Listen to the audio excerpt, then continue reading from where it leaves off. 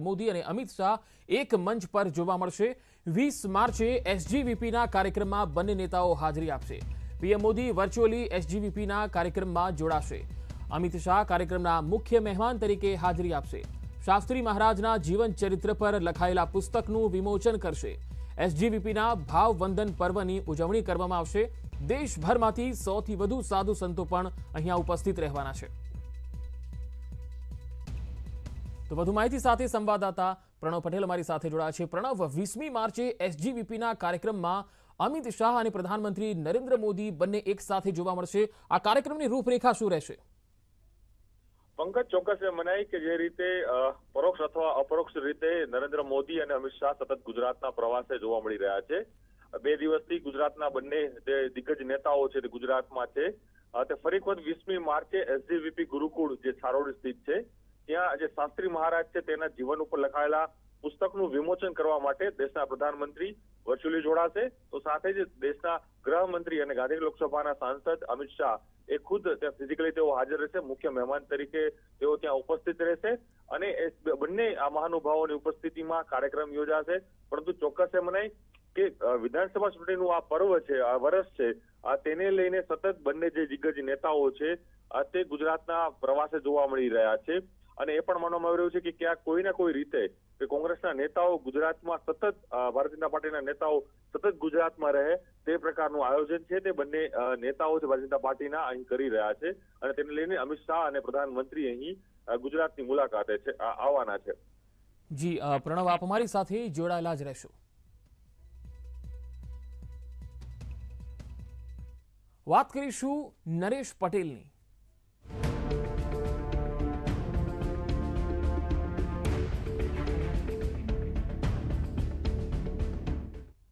નરેશ પટેલને પોતાના પક્ષમાં લાવવા હોડ જામી છે। કોંગ્રેસ નેતા મનહર પટેલે ટ્વીટ કરીને માગણી કરી। મનહર પટેલે નામ લીધા વગર હાર્દિક પટેલ પર નિશાન તાક્યું। કોંગ્રેસ નરેશ પટેલને આવકારવા લાલ જાજમથી સત્કારવા તૈયાર, તો પછી ખુલ્લો પત્ર લખવા કે મીડિયામાં નિવેદનથી આગળ વધો। નરેશ પટેલને કોંગ્રેસમાં પ્રવેશની તારીખ જાહેર કરો। અગાઉ હાર્દિક પટેલે નરેશ પટેલને ખુલ્લો પત્ર લખ્યો હતો। તો નરેશ પટેલને પોતાના પક્ષમાં જાણે કે હોડ જામી છે લેવા માટે, ત્યારે કોંગ્રેસ નેતા મનહર પટેલે જે ટ્વીટ કર્યું છે, વધુ માહિતી સાથે સંવાદદાતા પ્રણવ પટેલ મારી સાથે જોડાયા છે। પ્રણવ, કોંગ્રેસના નેતા મનહર પટેલે જે ટ્વીટ કર્યું છે અને નામ લીધા વગર હાર્દિક પટેલ પર નિશાન તાક્યું છે, આ ટ્વીટનો શું મતલબ નીકાળી શકાય? ચોક્કસ મનહર પટેલે કોંગ્રેસના નેતા છે અને સાથે જ તેઓ મીડિયા પેનલિસ્ટમાં હંમેશા માટે મીડિયા સમક્ષ પણ તેઓ આવતા હોય છે। પરંતુ આજે મનહર પટેલે જે ટ્વીટ કર્યું છે કોંગ્રેસના શીર્ષ નેતૃત્વ ઉપર એક સવાલ ઉઠાવ્યો છે। નરેશ પટેલ જે ખોડલધામના ચેરમેન છે અને સર્વા છે, તેઓ સતત છેલ્લા 4 મહિનાથી એક ઘટનાક્રમ ચાલી રહ્યો હતો કે તેઓ રાજકારણમાં ક્યારે જોડાશે અને તમામ પક્ષો પોતાની તરફ તેઓને લાવવા માટેનો પ્રયાસ કરી રહ્યા છે। ત્યારે મનહર પટેલે આ ટ્વીટ કરીને કોંગ્રેસના જે સિનિયર નેતાઓ છે તેની ઉપર સવાલ ઉભો કર્યો છે કે જે રીતે કોંગ્રેસના નેતાઓ હંમેશા માટે કહે છે કે મનહર પટેલને લાવવા માટે લાલ જાજમ પાથરવામાં આવશે, પરંતુ સામે એ પણ માનવું જરૂરી છે કે આ ટ્વીટના માધ્યમથી તે કોની તરફ નિશાન તાકી રહ્યા છે। શું હાર્દિક પટેલ તરફ તેઓ નિશાન તાકી રહ્યા છે કે પછી જે કોંગ્રેસના જે ધારાસભ્યો છે, પટેલ ધારાસભ્યો, તે જે હંમેશા આપણે નિવેદન આપ્યા તેની સામે તેઓ પોતે આ નિશાન તાકી રહ્યા છે? પરંતુ ચોક્કસ એ મનાય કે મનહર પટેલના જે ટ્વીટથી વધુ એક નવો વિવાદ છે તે કોંગ્રેસ પાર્ટીમાં ઉભો થશે। ખાસ તો નરેશ પટેલને લઈને આમ આદમી પાર્ટીએ પણ પ્રણવ નિમંત્રણ આપી દીધું છે કે તેઓ પણ હવે આમ આદમી પાર્ટીમાં જોડાય। તો બીજી તરફ કોંગ્રેસ જે છે એ નરેશ પટેલને લેવા માટે ખુલ્લો પત્ર હાર્દિક પટેલે લખ્યો છે અને અત્યારે મનહર પટેલે ટ્વીટ કરીને કહી દીધું છે કે તારીખ જાહેર થવી જોઈએ। તો શું લાગે છે નરેશ પટેલ શું કરી શકે છે આગામી દિવસમાં? તેમને કોઈ પત્તા હજુ સુધી ખોલ્યા નથી। ચોક્કસ નરેશ પટેલે પોતાના પત્તાઓ હજી ખોલ્યા નથી। નરેશ પટેલે એ નિવેદન આપ્યું છે કે સમય આવશે ત્યારે હું મારી વાત છે તે મીડિયા સમક્ષ અને સમાજ સમક્ષ મૂકીશ અને સમાજ જ્યારે મને કહેશે કે આપને જાહેર જીવનમાં જવાની જરૂર છે, રાજકારણમાં સક્રિય થવાની જરૂર છે, ત્યારે પણ હું રાજકારણમાં સક્રિય થઈશ। પરંતુ ચોક્કસ વિધાનસભા ચૂંટણીનું વર્ષ છે 2022ની અંદર તમામ રાજકીય પક્ષો જોર લગાડી રહ્યા છે અને તેને લઈને જ ભારતીય જનતા પાર્ટી હોય, આમ આદમી પાર્ટી છે કે કોંગ્રેસ પાર્ટી છે, એ ત્રણ પાર્ટીઓ નરેશ પટેલને પોતાની તરફ લાવવા માટેનો પ્રયાસ કરી રહ્યા છે અને તેને લઈને જ નેતાઓ છે આ નિવેદનબાજી કરી રહ્યા છે. ગઈકાલે પણ આમ આદમી પાર્ટી તરફથી એ નિવેદન આપવામાં આવ્યું હતું કે નરેશ પટેલને અમારા આમ આદમી પાર્ટીમાં લાવવા માટે અમે તત્પર છીએ અને અમે તેઓને આમંત્રણ આપી રહ્યા છીએ. એની પહેલા કોંગ્રેસના જે નેતા છે જગદીશ ઠાકોર, રઘુ શર્મા, તેઓએ પણ લાલ જજમ પાથરવાની વાત કરી હતી. થોડા દિવસ પહેલા જ હાર્દિક પટેલે પણ ખુલ્લો પત્ર લખીને કહ્યું હતું કે આપ રાજકારણમાં સક્રિય થાઓ, કોંગ્રેસમાં આવો, તે વાત અહીં કરી હતી. પ્રણવ, હું આપણે અહીંયા રોકવા માંગીશ. હાલ મનહર પટેલ કોંગ્રેસના નેતા જોડાયા છે. મનહરભાઈ, તમે જે ટ્વીટ કરીને એક રીતે નામ લીધા વગર જે નિશાન તાક્યું છે, આ ટ્વીટ અંગે તમે શું કહેવા માંગો છો? તમે આ ટ્વીટ કેમ કર્યું? અરે મેં કેમ કર્યું એ વસ્તુનો સવાલ નથી. મારો ઉદ્દેશ પવિત્ર છે કે ગુજરાત કોંગ્રેસની અંદર નરેશભાઈ નામની વ્યક્તિને આવવા માટેની મોટા ભાગની તૈયારીઓ જ્યારે ચાલતી હોય ત્યારે એ તારીખ વહેલી તકે નક્કી થાય વર્તમાન રાજકીય સિનેરીઓને ધ્યાને લઈ. એટલે મેં મારા નેતૃત્વને, દિલ્હી નેતૃત્વએ જે રીતે લાલ જાજમ પાથરવા માટે નરેશભાઈ માટે તનગની રહ્યું છે, ગુજરાત પ્રદેશ કોંગ્રેસ સમિતિ તનગની રહી છે. અમારા પ્રદેશના પ્રમુખશ્રીએ પણ આ વાતનું સમર્થન આપ્યું છે અને એમને નિવેદન પણ કર્યું છે ભૂતકાળમાં. એટલે અમે આખે કોંગ્રેસ પરિવાર એક અકબંધ અને એક પારિવારિક ધોરણે આ વાતને માત્ર એટલો મોડ આપવા જઈ રહ્યો છું કે ગુજરાતની અંદર આવી નરેશભાઈ જેવી વ્યક્તિ જે સર્વ સમાજ માટે સ્વીકૃત હોય, જે અજાત શત્રુ આગેવાન હોય, એવા આગેવાનને કોંગ્રેસ અને કોંગ્રેસની સમર્પિત વિચારધારા સાથે પોતે ફેમિલી પણ એ કોંગ્રેસી છે, એમને આવકારવા માટે પણ કોંગ્રેસે તારીખ વહેલી નક્કી કરવી જોઈએ અને કોંગ્રેસે એના માટે તાત્કાલિક ધોરણે એક્શનમાં આવવું જોઈએ. આવી મારી વ્યક્તિગત કાર્યકર્તા તરીકેની લાગણી મેં પ્રગટ કરી. પણ મનહરભાઈ, તારીખ વહેલી જાહેર કરવી જોઈએ તમે એવું કહો છો, પણ પહેલા નરેશ પટેલને કોંગ્રેસમાં આવવું છે કે નહીં, પહેલા એ તો નક્કી થવું પડશે ને, એ તો નક્કી કરવું પડશે. એ તો ઘણી બધી ચર્ચાને અંતે બધી બાબતે ક્લિયરિટી બધી બની ચૂકી હોય ત્યારે જ હું વાત કરતો હોઉં ને કે હવે ફોર્માલિટી વહેલી કરવી પડે. તો મનહરભાઈ, આ તમારા ટ્વીટ પરથી એવું લાગે છે કે તમારું નિશાન કોની ઉપર છે? કારણ કે તમે તો ઇનડાયરેક્ટલી, કારણ કે પહેલા તો હાર્દિક પટેલે પણ આવી રીતે ખુલ્લો પત્ર લખ્યો છે નરેશ પટેલને. ના, પત્રો લખવા કે નિવેદનો કરવા એ હું હજી તો રિપીટ કરું છું ને કે હવે હું પણ અત્યારે બોલું કે નરેશભાઈને આવવું જોઈએ, નરેશભાઈને આવકારીએ છીએ, આ બધી વાતો રાજકીય પરિપ્રેક્ષમાં એટલી કન્સિડરેશનમાં હોતી નથી. વાસ્તવિકતા એ છે કે નરેશભાઈ માટે કોંગ્રેસ પક્ષ તૈયાર છે તો એની તરત ફોર્માલિટી થવી જોઈએ, વાત નિવેદનો બાજુમાંથી બહાર નીકળવું જોઈએ. એ તો પ્લસ છે. અને બીજું, મત અમારા જુદા હોઈ શકે ને, મત જોઈ શકે, પણ વસ્તુ એ નથી કે કોઈને ટાર્ગેટ કરીએ છીએ. વાત એ છે કે વહેલી તકે નરેશભાઈ કોંગ્રેસમાં આવે, કોંગ્રેસને મજબૂત જે છે એના કરતા વધુ મજબૂત બને અને ગુજરાતની કોંગ્રેસની સાથે જે અપેક્ષા જનતાની છે ફૂલફિલ કરવા માટે નરેશભાઈ પણ લીડ લે.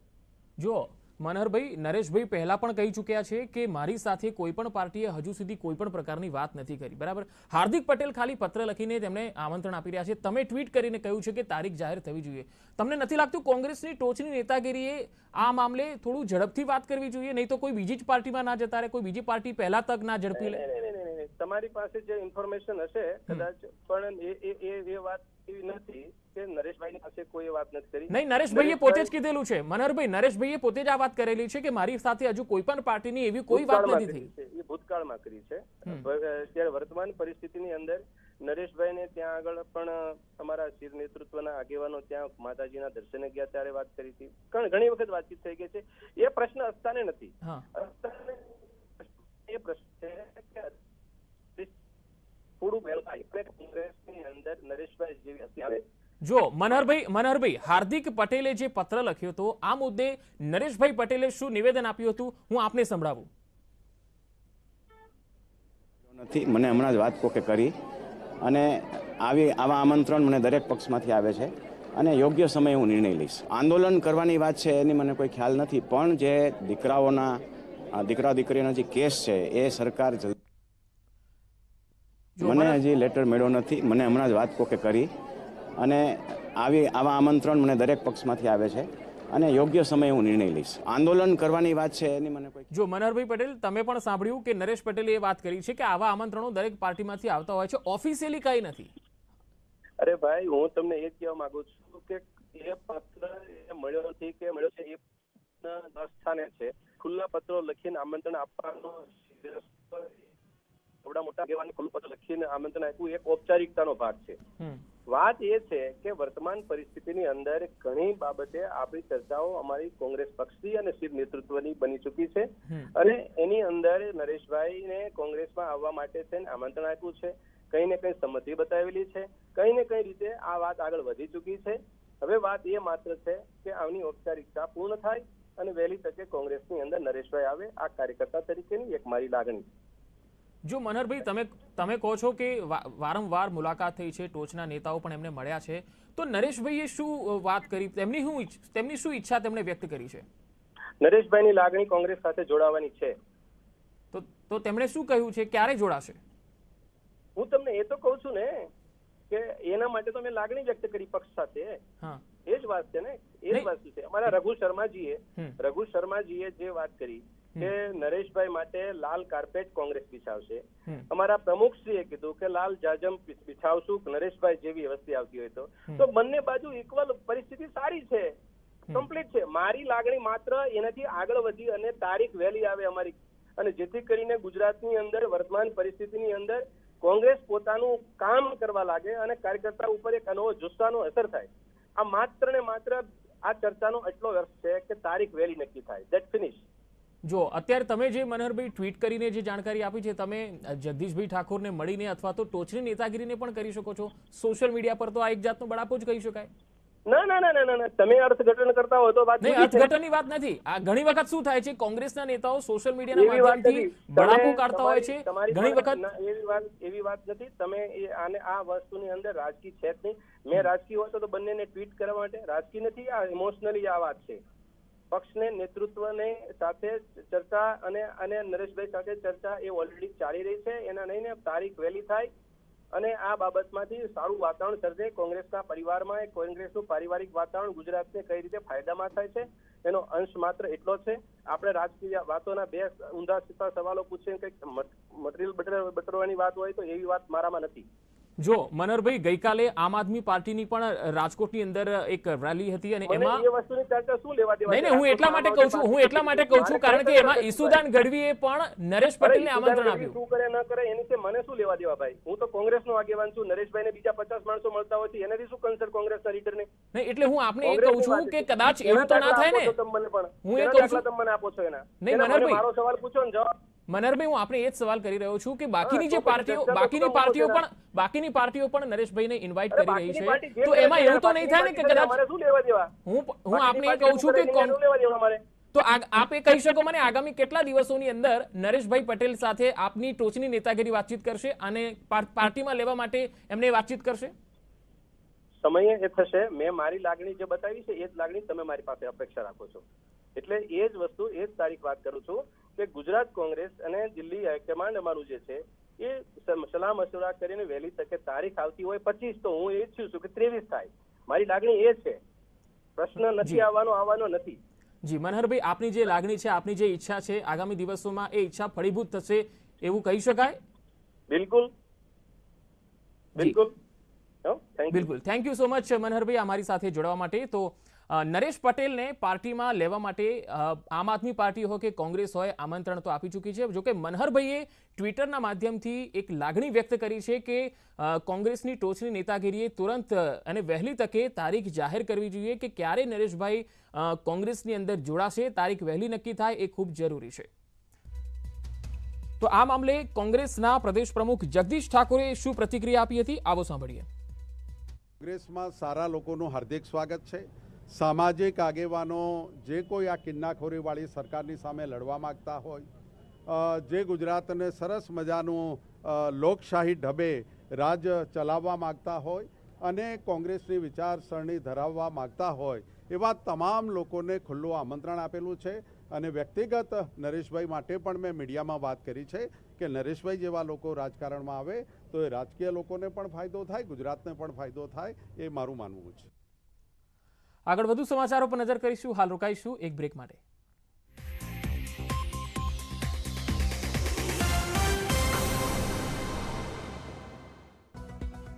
सुहाना मसाले बनाए पनीर मजेदार.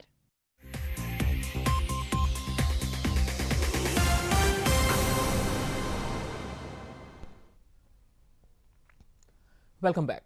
ઔદ્યોગિક નગરી વાપીની અંગ્રેજી માધ્યમની મિશનરી સ્કૂલમાં જય શ્રી રામ બોલવું 2 વિદ્યાર્થીઓને ભારે પડી ગયું.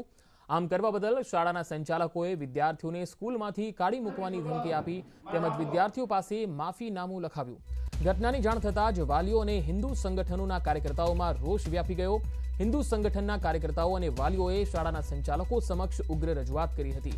વાપીના છેવાડે આવેલી ચાણોદ કોલોનીની સેન્ટ મેરી સ્કૂલમાં ધોરણ 9માં અભ્યાસ કરતા 2 વિદ્યાર્થીઓએ સ્કૂલના કોરિડોરમાં ઊભા રહી એકબીજાને જય શ્રી રામ કહીને સંબોધન કર્યું અને આ બાબતને લઈ શાળાની ડિસિપ્લિનરી કમિટી અને સંચાલકોએ ગંભીરતાથી લીધી. સેન્ટ મેરી સ્કૂલ અગાઉ પણ વિવાદમાં આવી ચૂકી છે.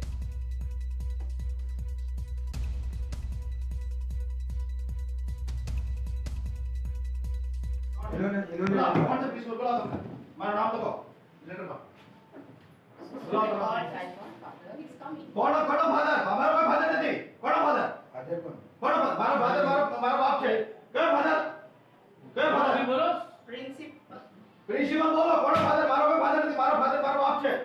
કયો ફાધર? ફાધર હશે તમારો? हाँ? हाँ तो बुलाओ उनको. हमारे पास इतना टाइम नहीं है. उनके बैठ रहे हैं यहाँ पे. इतना नंबर बोलो प्रिंसिपल ना. नंबर दो. बोला. नंबर बोला ना. आ रहे हैं ना थोड़ा इसके अरे कहो फादर. फादर हશે તમારો. हमारा कोई फादर नहीं. फादर नहीं कहो हमारे यहाँ में.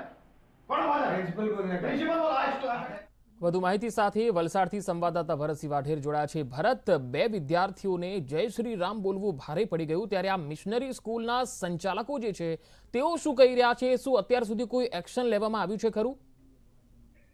જી બિલકુલ પંકજ, ગઈકાલની ઘટના છે. સાંજના સમયે છે જે વિદ્યાર્થીઓના વાલીઓ અને હિન્દુ સંગઠનોના ધ્યાને આવી હતી. ત્યારબાદ હિન્દુ સંગઠનોના કાર્યકર્તાઓ અને બાળકોના વાલીઓ જે સ્કૂલ પર પહોંચ્યા હતા અને સ્કૂલ સંચાલકો સમક્ષ રોષ વ્યક્ત કર્યો હતો. જોકે સ્કૂલ સંચાલકોને સંપર્ક કરવા માટેના પ્રયાસ કરવામાં આવી રહ્યા છે, પરંતુ સ્કૂલ સંચાલકોનો આજે રવિવાર હોવાથી સંપર્ક નથી થઈ શક્યો. આવતીકાલે આ મુદ્દે વધારે મામલો ગરમાય તેવું લાગી રહ્યું છે. પંકજ, આપને જણાવું કે ધોરણ 9માં અભ્યાસ કરતા 2 વિદ્યાર્થીઓ જ્યારે સ્કૂલમાં એકબીજાને લોબીમાં મળે છે ત્યારે બંને એકબીજાને જય શ્રી રામ કહીને સંબોધન કર્યું હતું. બસ આ વાતને લઈ જ સ્કૂલ સંચાલકો અને સ્કૂલની ડિસિપ્લિનરી કમિટી દ્વારા છે ગંભીરતાથી લેવામાં આવી હતી અને બંને બાળકોએ જો જાણે મોટી ભૂલ કરી હોય અને મોટો ગુનો કર્યો હોય તેવી રીતે બંનેને સ્કૂલમાંથી કાઢી મૂકવાની ધમકી આપીને સાથે સાથે બંને વિદ્યાર્થીઓને શિસ્ત ભંગ કરી હોવાના બહાને બંને પાસેથી જય શ્રી રામ બોલવા બદલ માફીનામું પણ લખાવવામાં આવ્યું હતું.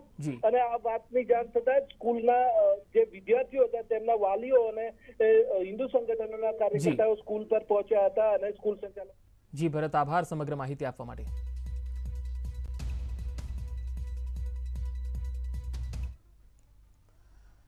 તો આ બુલેટિનમાં અત્યારે આટલું જ. નમસ્કાર.